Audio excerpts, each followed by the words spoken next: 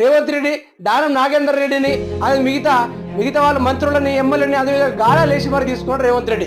మరి ఇదే రోజు పార్టీ మారేందుకు హస్తం గుడిలో ఉన్న ప్రధాన ఏదైతే మంత్రులే కానీ లేకుంటే వాళ్ళ కింద ఉన్న ఎమ్మెల్యేలు కానీ ఈ రోజు వేరే పార్టీ మారడానికి అయితే పక్క చూపులు చూస్తున్న ప్రయత్నాలు అయితే జరుగుతుంది.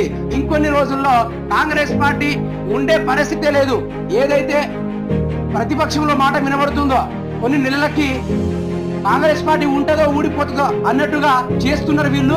మీరు చూస్తూనే ఉండండి, ఇది ఊడిపోతుందని ఏ విధంగా చెప్పారో ఈ రోజు అదే జరగబోతుంది. అదే జరగబోతుంది.